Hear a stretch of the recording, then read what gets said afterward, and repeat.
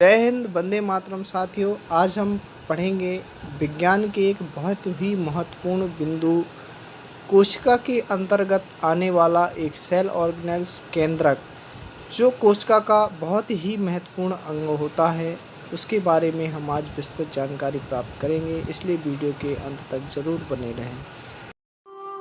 Channel को like, share, subscribe जरूर करें। सबसे पहले देखते हैं कि केंद्रक होता क्या है। तो जैसा कि हमने कोशिका की संरचना में देखा था कि बहुत सारे कोशिकांग होते हैं, वहीं पर एक क्या पाया जाता है, केंद्रक होता है, जो कोशिका का मुख्य अंग होता है। तो केंद्रक की जो परिभाषा है वह इस प्रकार से है: कोशिका की कोशिका द्रव्य में उपस्थित अपेक्षाकृत बड़े, गोल या फिर वृत्ताकार, अंडाकार, तस्करीनुमा, लंबी अथवा चपटी संरचना को क्या कहते हैं, केंद्रक कहते हैं। के बाद प्रश्न ये उठता है कि केंद्रक की खोज किसने की।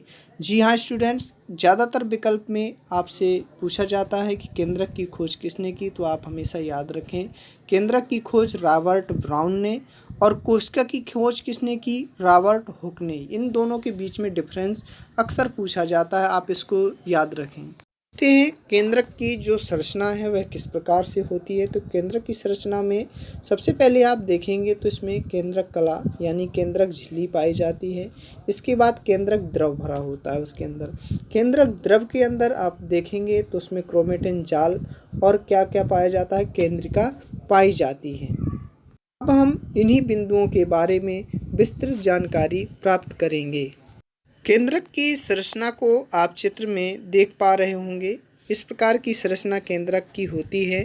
इसमें सबसे पहले ऊपर आप देखेंगे तो केंद्र की झिल्ली या इसी को न्यूक्लियर मेम्ब्रेन कहते हैं। स्टूडेंट, यहाँ एक चीज़ और समझें कि आपने कोशिका की संरचना में जो देखा था उसमें क्या पाई जाती थी, कोशिका झिल्ली पाई जाती थी, और यहाँ पे जो केंद्रक की होगी उसे क्या कहेंगे, केंद्र की झिल्ली कहेंगे। दोनों के बीच में अंतर ऐसे याद रखना है, ठीक है। कोशिका में कोशिकीय झिल्ली, केंद्रक में केंद्र की झिल्ली। यहाँ पर इस झिल्ली की अगर बात करें तो इस झिल्ली की जो मोटाई होती है वह 70 से 90 एंगस्ट्रॉम होती है।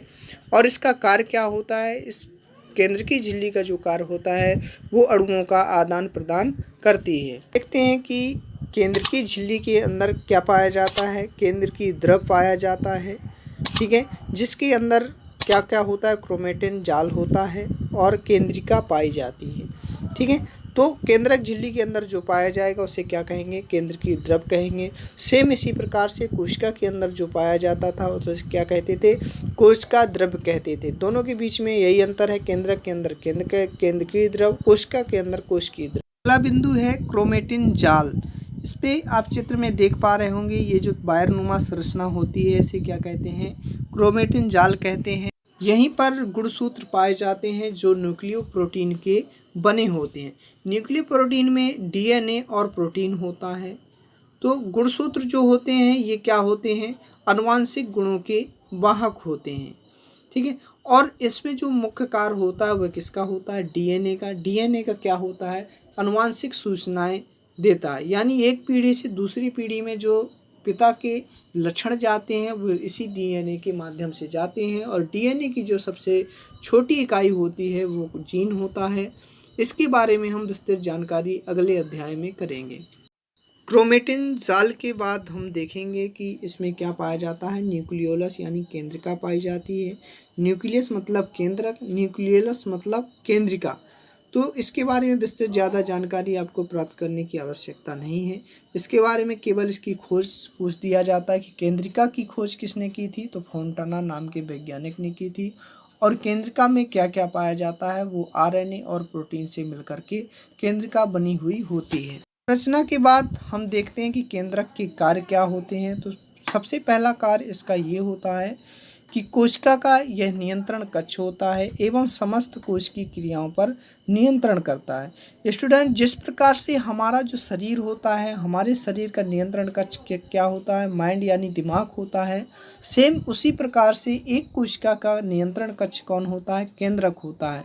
इसीलिए इसे क्या कहते हैं, ब्रेन ऑफ सेल या फिर कंट्रोल सेंटर ऑफ सेल कहते हैं।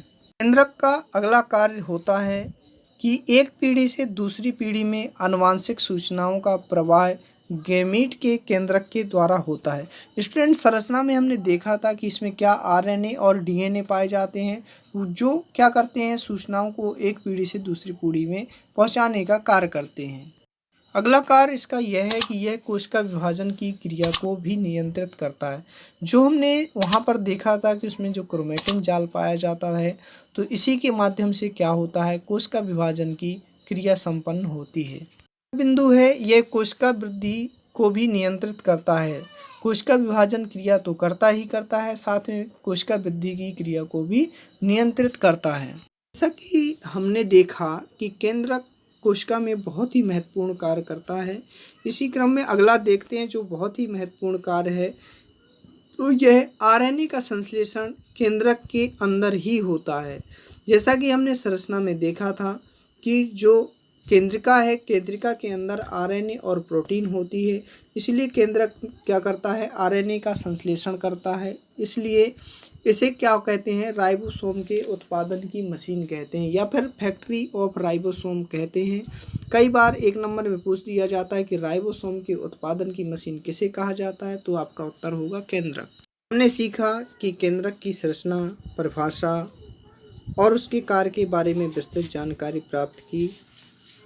में कहा था कि सभी कोशिका के अंदर क्या होता है, केंद्रक पाया जाता है, परंतु कुछ अपवादों स्वरूप आप ये बात याद रखें कि बैक्टीरिया और स्तनधारियों की आरबीसी में केंद्रक नहीं पाया जाता। हमारी जो रेड ब्लड सेल्स होती हैं उनमें क्या होता है, केंद्रक नहीं पाया जाता है।